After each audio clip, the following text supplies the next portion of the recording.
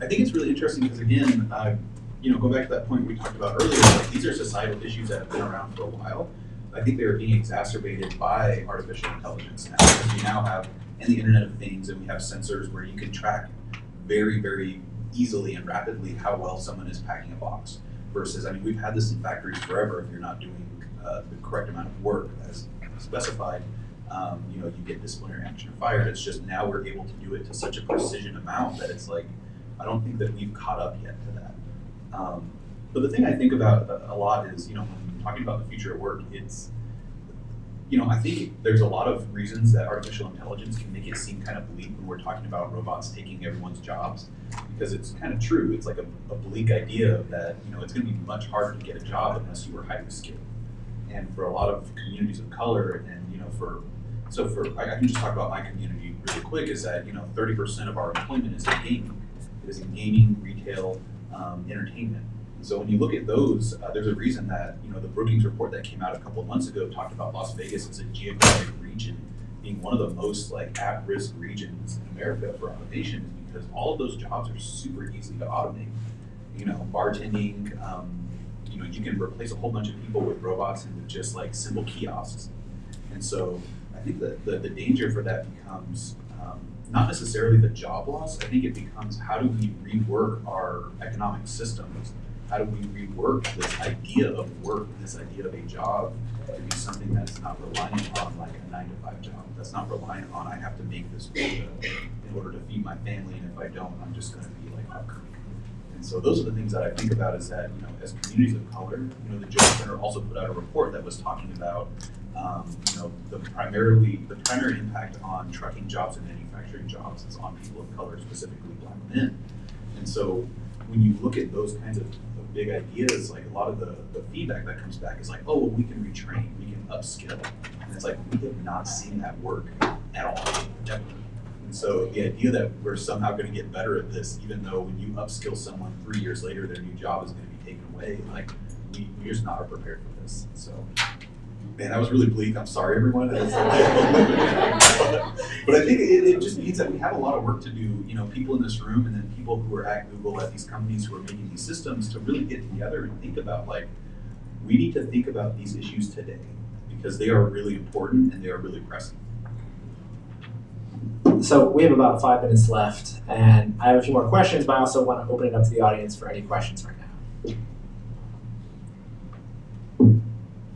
I remembered the mic this time. Hi, my name is Bert Lee from the Committee on Education and Labor on Policy Council there. So actually, it's a one question, but it's going to be in 3 parts to hit on everything. One, I have trouble with algorithmic bias being in the privacy sector, where in fact there is no federal statute that guarantees us privacy. And I think that has to do with the idea of algorithmic bias in future of work. Where I think of algorithmic bias is within existing civil rights law that actually has those protections within it. And yes, I understand, Sean, that big tech isn't necessarily the big bully that you guys seem to be, but however, when there is a monopoly on search from Google, when there's a monopoly on social media and Facebook, and when there's a monopoly on digital networking through LinkedIn, you see all of these things kind of build into kind of algorithmic bias, where these 3 companies, at least when it comes to our committee, when it comes to labor and when it comes to employment, these are the companies that we're dealing with. And so to kind of wrap this up in one fell swoop is, Sean, I'm going to ask you and Matale, because you wrote the bill that I'm marking up for the committee right now. Why should we trust you all, and not you all, because Sean, you're not the CEO of any of these companies, but as their representative, why should we trust you to kind of, I would say, regulate yourself, when it has been proven time and time again that you guys fail at that miserably? Sorry. I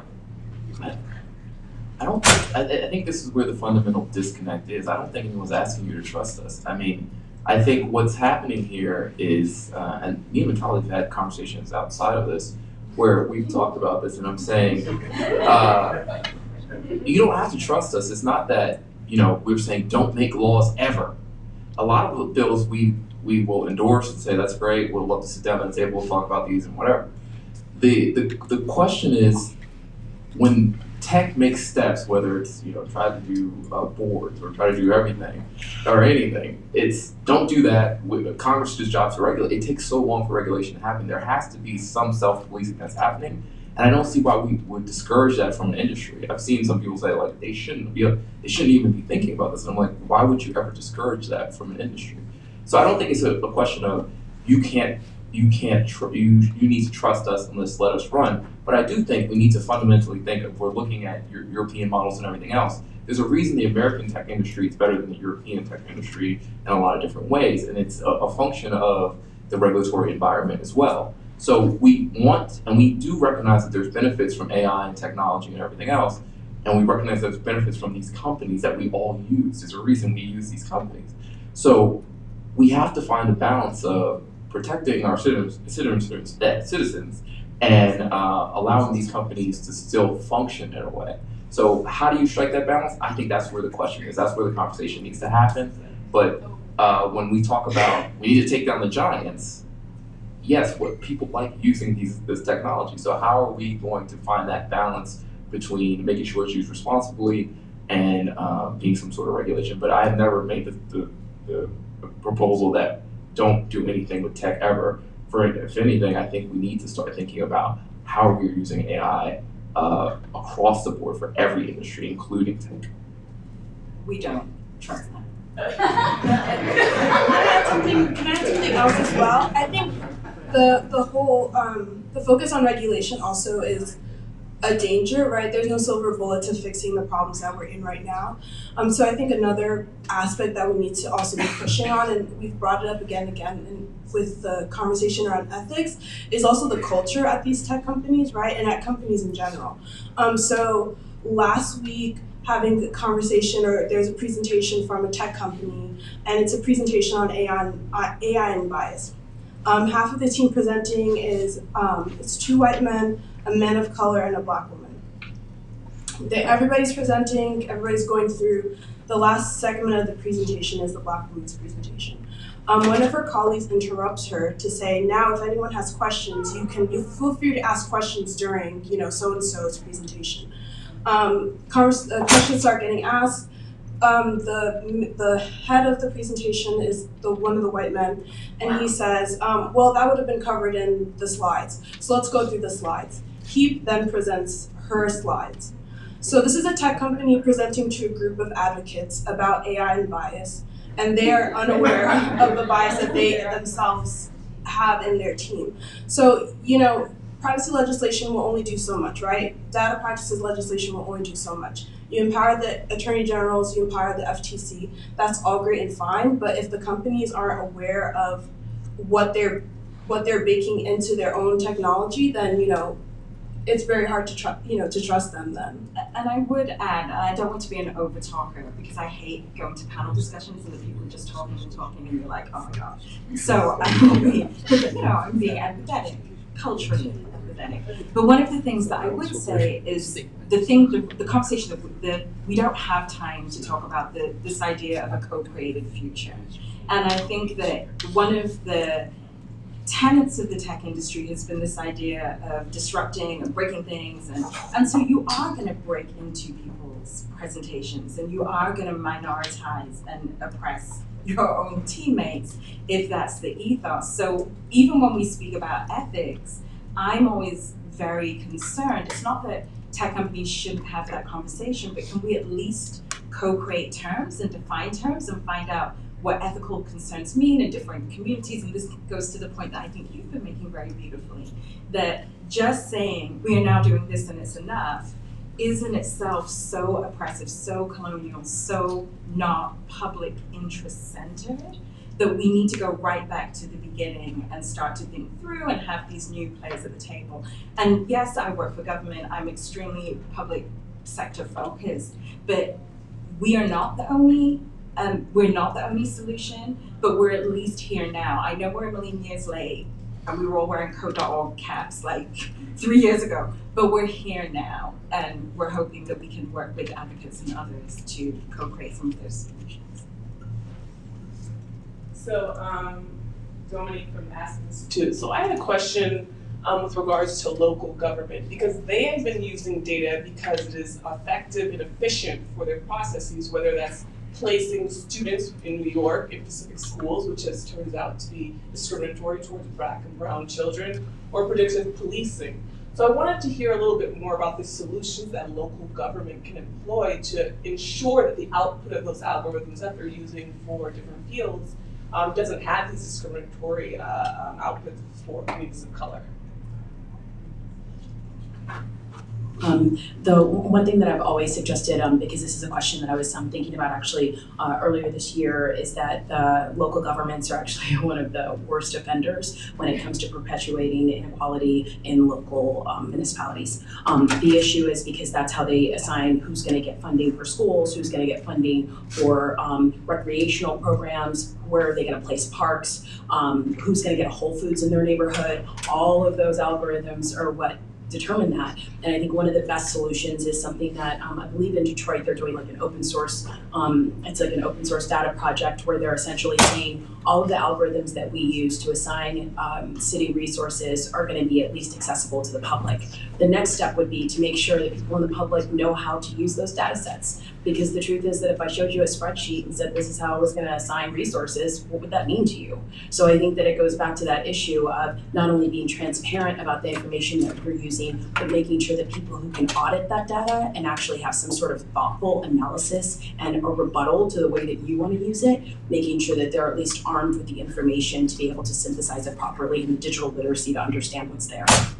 And I would just add, I think, and I don't know if people agree with me, but depending on the locality, there may be certain things that you shouldn't use AI for at all because the data may be so biased that you cannot undo it. If you are in his area that historically oppresses certain groups, and that you're trying to use that data later on as a locale to do something, you may never be able to undo that because the historical data is such that it just won't lend itself to that. Yeah.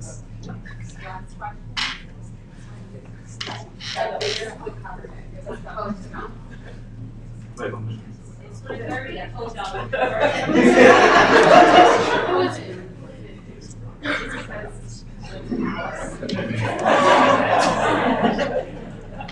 It's a lot of bias. Hi everyone, my name is Jean-Louis. I'm a UX researcher. So my question is really circling back on the first question. He asked, how do you trust them? And I'm asking you, how should we trust you, as in both of you guys, right? Because a lot of these entities are using the same services, right? Government are using Amazon Web Services for cloud services. Private companies are also using AWS, and then Amazon is competing with all these companies at the same time. So how do we go about really trusting you if we don't have a perspective on what the encryption of our data is going to look like? As far as I'm concerned, I think there's only 3 companies in the world that have end-to-end encryption on their data. So as a user, how do I trust you to make the sound decision for me if you can't guarantee that all data is encrypted?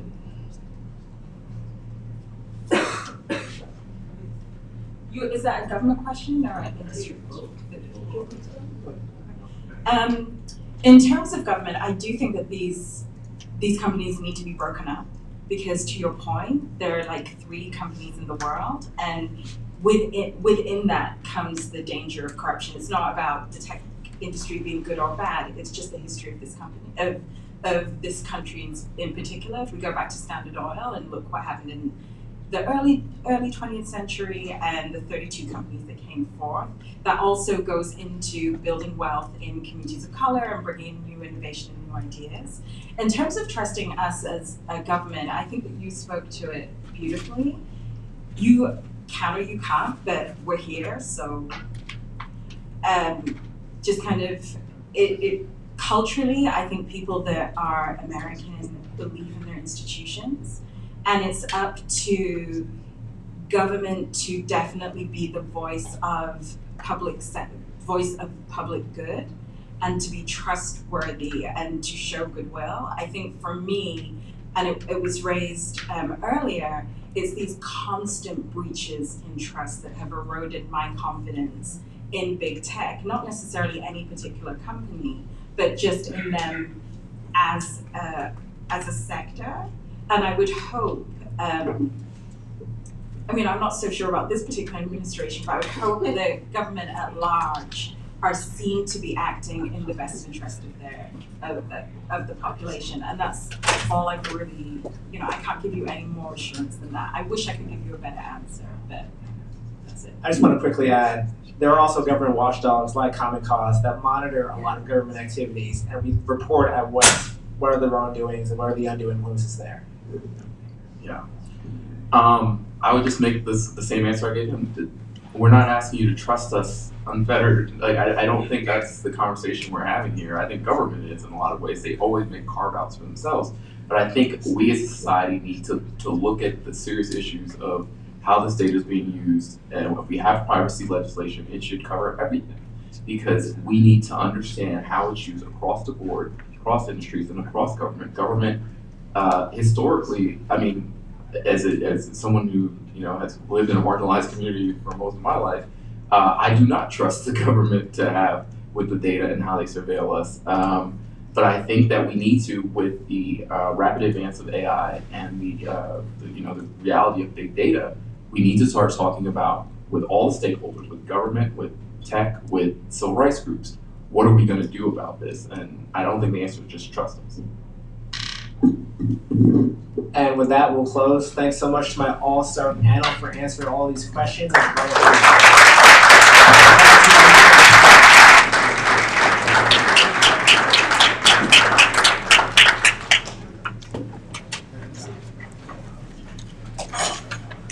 And I just want to add, just on a side note, back in February, I published a blog post on our public knowledge blog, and it's called Tech Policy So White.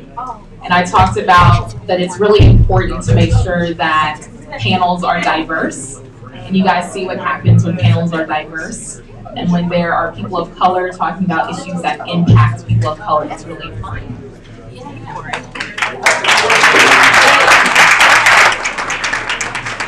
Okay, we have one more speaker and then one more panel. So I'm about to introduce our speaker. Charmian N. Kinder is the current communications director for Discovery Education. Charmian leads targeted engagement for organizations, corporate partnership initiatives, which serve more than 51 million students around the globe. A former press aide to First Lady Michelle Obama, Charmian previously served the Obama administration as a public affairs appointee at the Department of Housing and Urban Development and Commerce.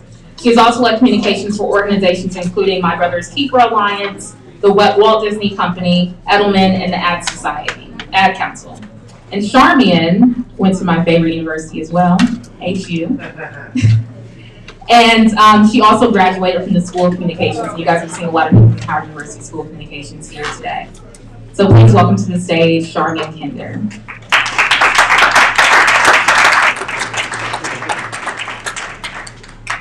Good afternoon, everyone. Thank you for hanging on with us. I'm between you and beverages, and so I will be very brief. Just want to make sure. Okay, very good. All right. So first of all, public knowledge. Thank you for having us here today. The president and CEO, Jane Tillman, Chris Lewis in the back. Lisa, thank you for putting this on. And Google and the Internet Association, thank you so much for being here. I think one of the things, we've arrived at one of the most important conversations we're going to have this afternoon, and that's how do you build community? What are the solutions to some of the challenges that we're talking about? One of the things that we do at Discovery Education is we serve, as we mentioned a little bit earlier, more than 5 million educators and 50 million students. And so one of the things we're always thinking about is how do we make sure that we're educating kids with the tools that they need now to sort of run the future tomorrow, and how we provide them with those resources very early on so we're not talking about these same challenges 20 years from now. We know the data tells us the truth. By 6th grade, students have made a conscious decision about whether or not they are good at math or science or STEM. 52% of students between the ages of 11 and 17 say they don't know someone with a job in STEM, which we all know is science, technology, engineering, and math, which is what you need to even get into these careers. And 76% of them say they don't know very much about what an engineer does. And I have some of the stats from this. More than half of scientists in STEM or in graduate school in STEM said they developed their interest while they were in elementary school. And we know that young women are giving up on STEM because they don't feel like they want to pursue it, but they don't think that those careers serve humanity. And so there are a couple of learnings we have here. A is we know that we have to start training our students very early on some of these skills in order to get them into the pipeline. And the question and the solutions that we have in Discovery Education is how do we do so? So I'll tell you a little bit about my journey. I'm a Howard University grad. One of the things that I've always been interested in doing is brainwashing the kids towards excellence.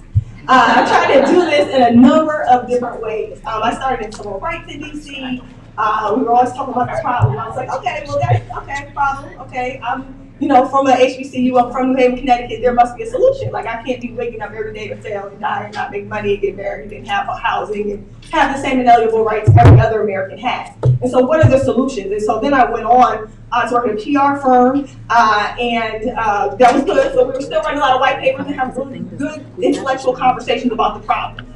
And so I, again, tried to get to a solution, and there was someone running for the President of the United States quite some time ago. I went to organize for him in Kansas City, Missouri, and then we won. And so we got into government and tried to start working on solutions. And so I remember talking about how big bad government was, and now me and my friends and people from all over the country, from all walks of life, were sitting in government trying to figure out what to do. What are the solutions, right? And so we did a fairly good job. There were some failures, there were some wins. But what I learned from that experience is when you don't include communities, when you don't include all of the different stakeholders, businesses, nonprofits, educators, people who are actually working the jobs, that you really don't come to the right conclusion. And it started to become a passion of mine. And so I got out and went to the private sector because that's the only place I hadn't worked yet. And I'm still trying to brainwash those kids. And so I went on to a large entertainment company and doing philanthropy, and I'm now here at Discovery Education. I really believe that influencing youth towards excellence is a real sustainable solution. I'm the granddaughter of sharecroppers from the 1940s who built a school from the ground up. They spent half the time trying to run America and half the time trying to educate their kids. My mom is an educator from New Haven, Connecticut. And then so I have gravitated towards this notion that if you get in front of challenges very early, you can then very much produce solutions. And so now we are here. We focus on connected learning, digitally immersive experiences, and professional training for educators. My role at Discovery Education really focuses on our partnerships with corporations, as well as educators and nonprofits to make sure that we are getting curriculum in schools all over the nation and in 90 countries in the world. And so I'm going to move on and let our panel come. But a couple of the programs that we have, for example, is Ignite My Future in School with Tata Consultancy Services. They focus on computational thinking solutions for kids. All of our resources are on different websites and also at discoveryeducation.com, and we provide them completely for free to schools. So if you are an organization that is interested in the data, we work with NFLPA and EA Sports, for example, on gaming and how the kids get the tools they need to build video games so that they can learn a number of different tools to do that. We focus with TGR EDU Foundation on college and career mapping. We work with RFK Human Rights so that people learn how to be responsible citizens. But again, all of these programs are launched digitally. They are entirely free and accessible for everyone, and you can download them on our website. And so the goal, and I'm rushing here because I know we have to go, is really to make sure that we make sure that we have virtual immersion, visual reality, and different experiences for students regardless of their zip code. And that we continue to keep the internet open. We have Hall Davison here, who is my colleague, who's going to come on the panel and talk a little bit more about our virtual reality work, along with some other panelists. But the goal here is that we start to have a conversation about what we can do together, what we have accessible to us now, and the pipeline that we can create with the students who are coming up very quickly to ensure that they can change some of these conversations that we've been having. I don't believe that we need to be stuck in what can't happen, but we need to band together to figure out what we can do. And that's why we're here. So thank you so much for your time.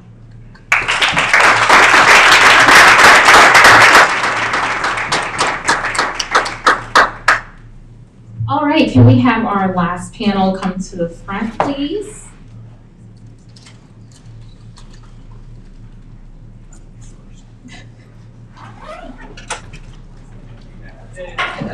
All right, so the name of this panel is Building Communities Through Virtual Reality. Lindsay Stern from Public Knowledge is the moderator.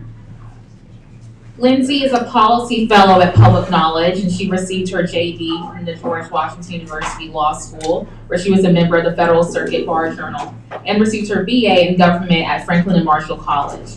Prior to joining Public Knowledge, Lindsay was a legal intern at the U.S. Senate Judiciary Committee in the office of Senator Richard Durbin, as well as the Mid-Atlantic Innocence Project and Street Law, Inc.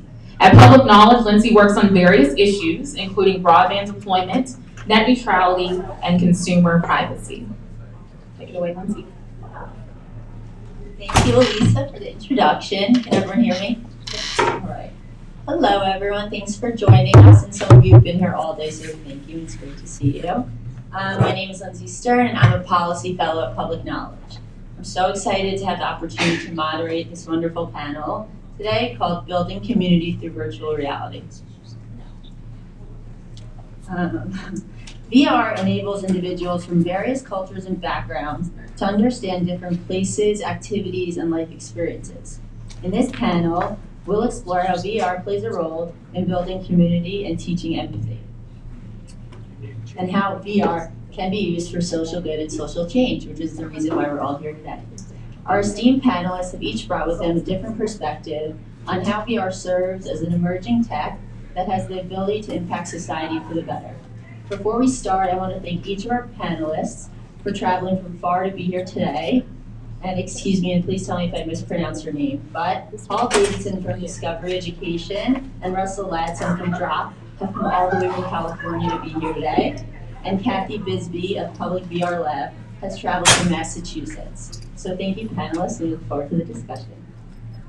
I want to give the panelists the opportunity to share a little bit about themselves. So if you could each introduce yourselves and tell us a bit about where you work, your position, and what your organization does. Hi, everyone.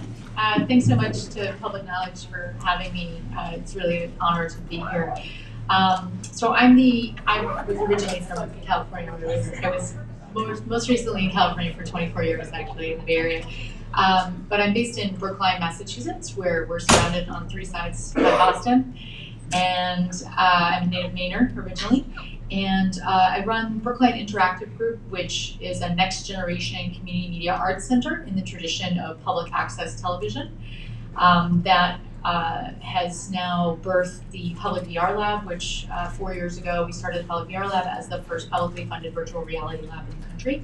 I'm also a research fellow at MIT at the Open Documentary Lab, and I'm focused on immersive filmmaker as a social documentary filmmaker.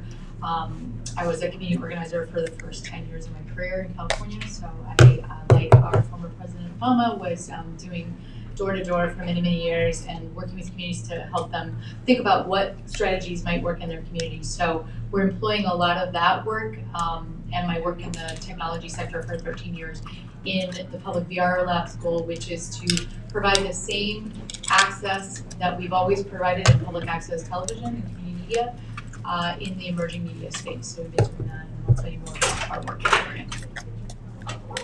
Nice. Good afternoon, everyone. My name is Russell Ladson. I am the CEO of a popular VR AR startup in San Francisco called Drop. At Drop, I lead a team of engineers, designers, game developers, and human-computer interaction researchers who are just truly obsessed with the future of spatial computing. We've developed one of the industry's first immersive internet searching and browsing experiences. Most people refer to us as the Google Chrome for VR. We're venture-backed by some very prominent investors, including HTC, the Taiwanese smartphone manufacturer, as well as venture capitalists in San Francisco and Los Angeles. Yes. That's great. First, thanks to Public Knowledge for bringing me here.